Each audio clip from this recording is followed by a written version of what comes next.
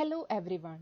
We at Team Enlight brings to you ENbreezEN, the daily news analysis program to help you sail through the UPSC Civil Services examination.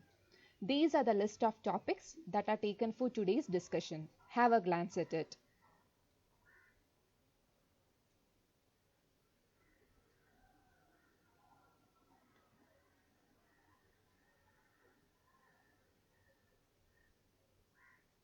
Let's start our discussion with this first topic, POSHAN ABHIYAN. So recently, a webinar on POSHAN ABHIYAN, that is Sahi Poshan Desh Roshan, was conducted. In this context, we must know what is POSHAN ABHIYAN. So POSHAN ABHIYAN or National Nutrition Mission was launched by government on March 8, 2018. It comes under the umbrella program Integrated Child Development Scheme, that is ICDS. The Abhiyan targets to reduce stunting, undernutrition, anemia among young children, women and adolescent girls. Keep in mind, this can be asked in prelims. And reduce low birth weight by 2%, 3%, 2% per annum respectively. The target of the mission is to bring down stunting among children in the age group 0 to 6 years from 38.4% to 25% by 2022. Under the Abhiyan, Swachh Bharat Prereqs will be deployed, one in each district, for coordinating with district officials and enabling fast and efficient execution of the Abhiyan. So recently, POSHAN 2.0 was announced in Union Budget 2021-2022 by merging supplementary nutrition programs and the POSHAN Abhiyan. So it was launched to strengthen nutritional content, delivery, outreach and outcome with renewed focus on developing practices that nurture health, wellness and immunity to disease and malnutrition in the country. Similar lines, we have POSHAN Ma. See, the month of September is celebrated as POSHAN Ma since 2018 to improve nutritional outcomes for children, adolescent girls, pregnant women and lactating mothers.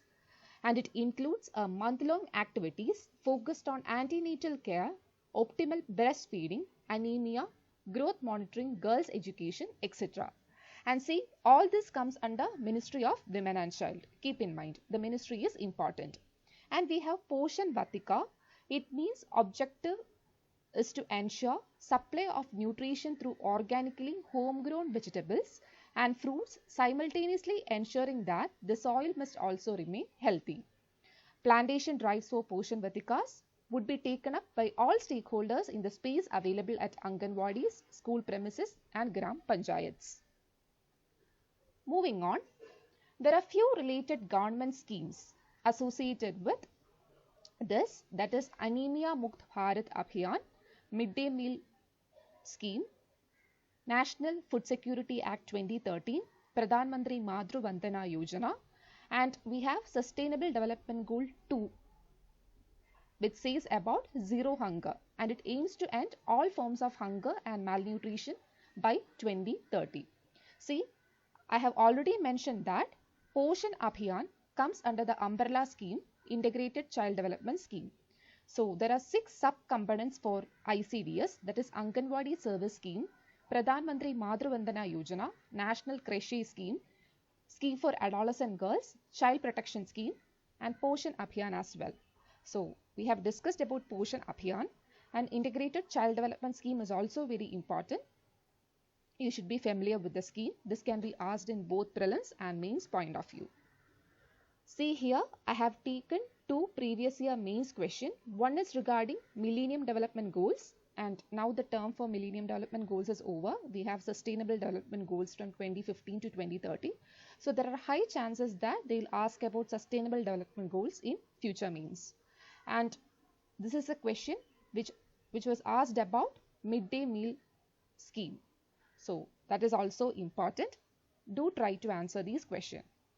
This comes under GS2, Health. See, health sector is a favorite area for UPSC.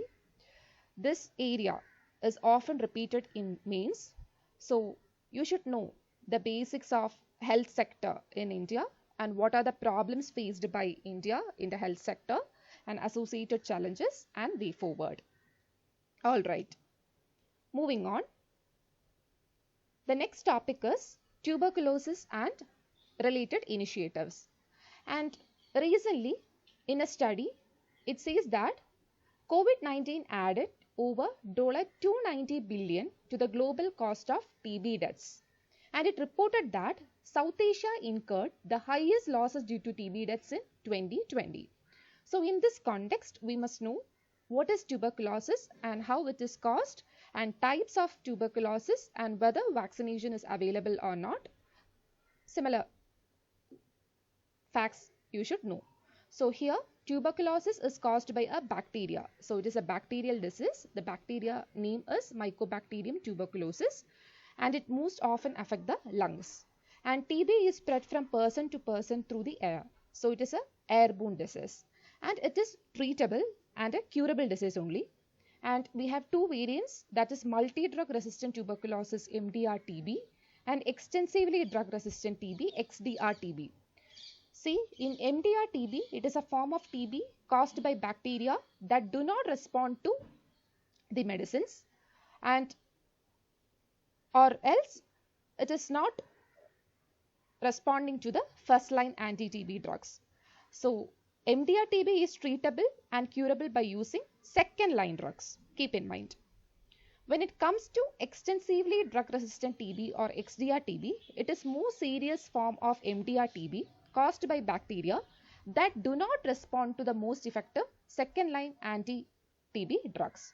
So it often leaves patient without any further treatment options. So this is really important. You should know the difference. And TB remains the world's deadliest infectious disease, killing more than 1.4 million people in 2019 despite being curable. Okay, and it is often said that India is the TB capital of the world. So with respect to India, TB, the disease TB is very important for our examination. And these are the key initiatives by India. One is Nikshay ecosystem, Nikshay Poshan Yojana, TB Harega Desh Jitega campaign, which was launched in 2019. It is showcasing the highest level of commitment for the elimination of TB. And we have Saksham project, a project of Tata Institute of Social Sciences that has been providing psychosocial counseling to TB patients. And we also have National Tuberculosis Elimination Program. So that is also important. These initiatives can be quoted in your mains answers, as well as these can be asked in prelims point of view. So be familiar with the initiatives taken by India. So moving on to the next topic, that is coal gasification. So India's first indigenously designed high ash coal gasification based methanol production plant is started functioning at Bhel R&D Center, Hyderabad. So we should know what is coal gasification. So it is the process of producing syngas. Keep in mind, a mixture consisting of carbon monoxide, hydrogen, carbon dioxide and natural gas and water vapor. So this can be asked in prelims. What is the constituent of syngas? Similar to that, question can be asked. And during gasification, coal is blown with oxygen and steam while also being heated under high pressure. So during the reaction, oxygen and water molecule oxidize the coal and produce syngas. So in mains point of view, you should know the benefits of gasification and the associated challenges and concerns. So regarding the benefits, the transporting gas is a lot cheaper than transporting coal. It helps to address local pollution problems and it has a greater efficiency than conventional coal burning. And regarding the concerns and challenges, coal gasification is one of the more water intensive form of energy production. And there are also concerns about water contamination, land subsidence and disposing of wastewater safely. And you should also know few related facts, that is India aims for 100 million tons coal gasification by 2030 with investments worth over rupees 4 lakh crores. For encouraging use of clean sources of fuel, government has provided for a concession of 20% on revenue share of coal used for gasification. This will boost production of synthetic natural gas, energy fuel, urea for fertilizers, and production of other chemicals. And this comes under your GS3. So we'll be winding up the session with the final topic for the day, that is Subramanya Bharati. So this is primarily concerned with your prelims.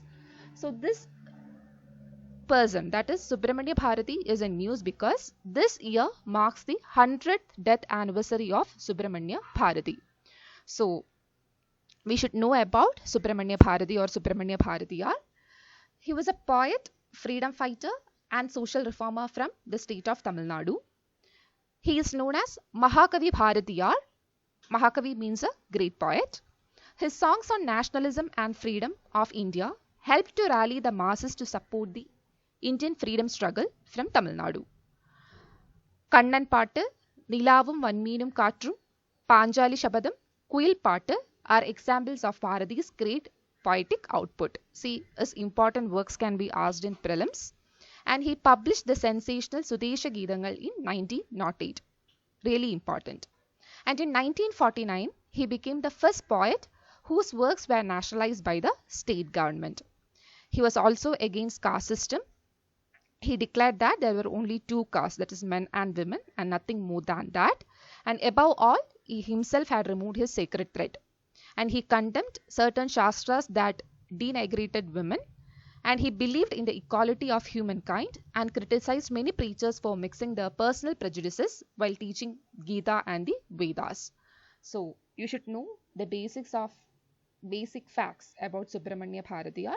This can be asked in coming prelims or future prelims, as this year marks the 100th death anniversary of Subramanya Bharati. So that's all for today.